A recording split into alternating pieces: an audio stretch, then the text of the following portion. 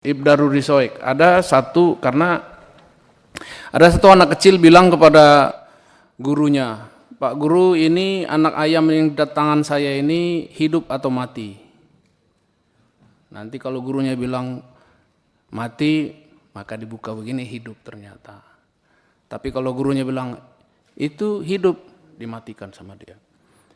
Nah, saya akan bacakan kepada Ibdaruri Soek. Saya tidak tahu Anda siapa, bertugas apa. Saya selaku Kapolda Anda. Yang saya tahu adalah Anda melakukan hal-hal yang salah. Hal-hal yang baik saya belum tahu.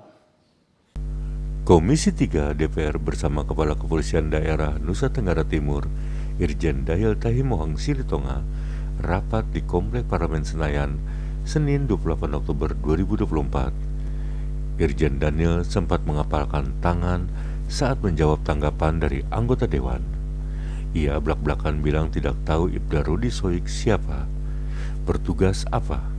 Tiba-tiba anggota Komisi 3 DPR dari fraksi Partai Demokrat, Beni Kaharman, menyanggah ucapan Kapolda Nusa Tenggara Timur. Ente duduk, Pak.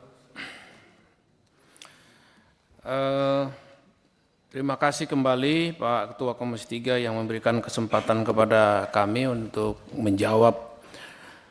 Saya kira dari semua atensi dan perhatian dari para senior kami, para anggota Komisi 3 terhadap proses yang dilakukan untuk kasus ataupun kode etik dari Ibdaruri Soek itu banyak menjadi harapan-harapan kepada kami. Yang pertama, saya menjawab secara umum aja Pak, saya nggak menjawab semua 14 penanya ini. Yang umum saja Pak. Ya, yang pertama untuk Ibdaruri Soek, ada satu anak kecil bilang kepada gurunya, "Pak Guru, ini anak ayam yang di tangan saya ini hidup atau mati?" Nanti kalau gurunya bilang mati, maka dibuka begini, hidup ternyata. Tapi kalau gurunya bilang itu hidup, dimatikan sama dia. Nah, saya akan bacakan kepada Ibdaruri Soek. Saya tidak tahu Anda siapa, bertugas apa. Saya selaku Kapolda Anda. Yang saya tahu adalah Anda melakukan hal-hal yang salah. Hal-hal yang baik saya belum tahu. Tapi dalam hal ini yang masuk ke meja saya, bahwa Anda melakukan sesuatu hal yang dipersalahkan oleh Propam. Kemudian lanjut kepada sidang kode etik karena menurut PP nomor 1, PP nomor 2 tahun 2003, kalau lebih dari minimal 3 pelanggaran disiplin bisa di sidang kode etik untuk PTDH. Dan ini sudah sampai di meja saya, Anda sudah dijatuhkan hukuman untuk PTDH, dan sekarang tergantung kepada saya untuk memilih hakim-hakim yang akan memutuskan sidang banding. Memilih sidang banding, komisinya akan saya pilih siapa yang kira-kira tepat. Dan setelah itu mereka punya waktu lagi 30 hari untuk mempelajari memori banding Anda.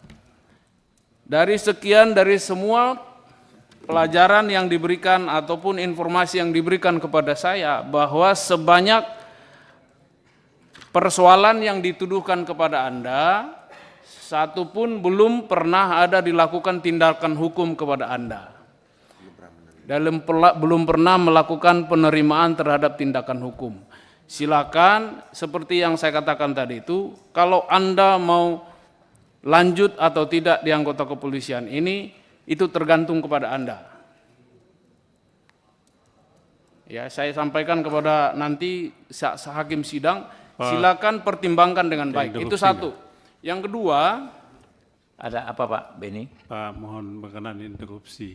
Interupsi terkait yang disampaikan. Terkait yang disampaikan. Ya, silakan. Maaf Pak ya.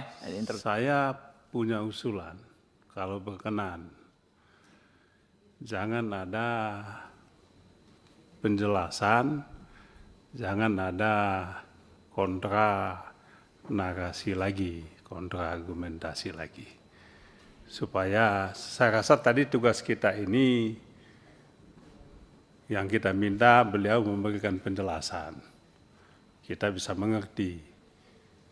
Ya, kemudian dari pihak Rudi Sorg juga tadi sudah begitu. Jadi supaya nanti jangan ada bantah-membantah. Yang penting bagi kita sudah paham, lalu kita proses sesuai dengan aturan saja. Itu selesai Pak Ketua. Oh, Terima ya, kasih. baik. Mungkin maksudnya closing statement saja Pak. Closing statement secara umum saja Ini Pak.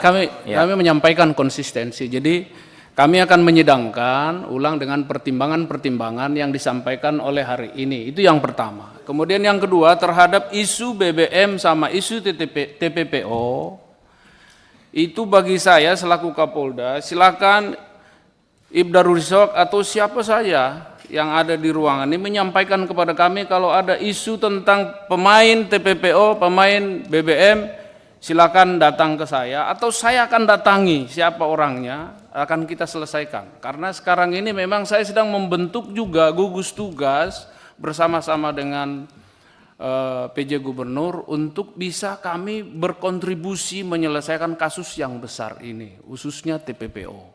Dan ini bukan kasus yang seperti yang kita akan terjadi sekarang, karena ini sudah terjadi sebelum Republik Indonesia ini ada. Orang NTT sudah ada di Malaysia semenjak tahun 1937. Indonesia belum ada. Jadi kami menyelesaikan ini mulai dari akar rumput. Jangan sampai nanti justru sebaliknya yang kami temukan adalah data yang sebaliknya gitu. Jangan sampai kaget gitu. Jadi ini siapa saja yang mempunyai informasi ataupun cerita-cerita ataupun bahan-bahan baik itu pemain TPPO maupun pemain BBM, saya akan datang untuk menjemput bola, kita selesaikan. Dan saya akan bertekad karena memang saya ditugaskan Kapolri di NTT, salah satu tugasnya adalah untuk TPPO dan BBM itu. Oke, cukup. Cukup ya Pak Kapolda NTT.